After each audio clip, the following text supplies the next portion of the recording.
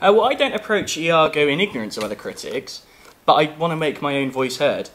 I think Iago uses blackness as a vehicle for social advancement, and I think it is him that problematises Othello's blackness, and he uses his status as a Venetian in his bid to try and usurp the power of others for his own mysterious ends. I suppose I'm interested in Iago's motives. I'm interested in Iago's relation with race.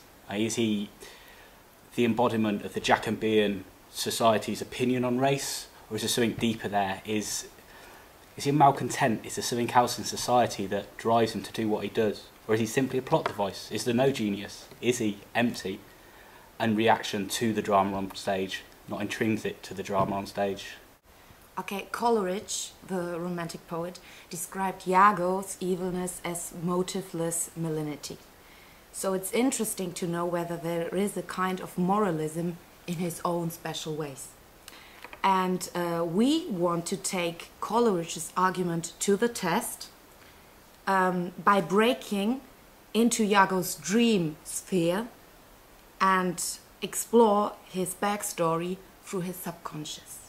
I want to talk about an idea raised by Bruce Smith in his book on masculinity, and the idea that understanding a single character or a self in Shakespeare plays can be problematic, because when characters, to quote from Smith, in Shakespeare plays speak reflexively of the self, they do so via a kind of syndic in which the body stands for one's own entire being, past, present and future.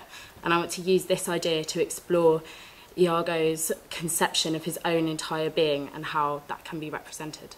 Psychologists have commented on the fact that Iago doesn't explain his actions at the end of the play. In this way, he doesn't make an excuse for his actions, and as Arthur Miller respects Eddie Carboni from A View from a Bridge, so we can respect Iago for not repressing his feelings for the good of society. I found it an interesting phrase during my researches, and I would like to read you what I found it. Psychopaths, they charm you, manipulate you, and then you ruin your life, but not the whole of them with a gun or a knife, so that I can't really understand how manipulative a psychopath can be. Like Natalie, I was influenced by Coleridge's statement, where he says Iago is driven by motiveless malignity. I think throughout the text that Iago never really justifies his actions, and I think therefore it can be claimed that he has something inherently wrong with his mindset. Therefore, I'm going to argue that Iago is a psychopath. Whilst we, the audience, are the silent colluders, his victims in the play are actively developing the events and are seduced by his suggestion, his psychology, his misdirection, showmanship and his magic. We're not merely watching Othello, but are trapped in a despotic Iago game show.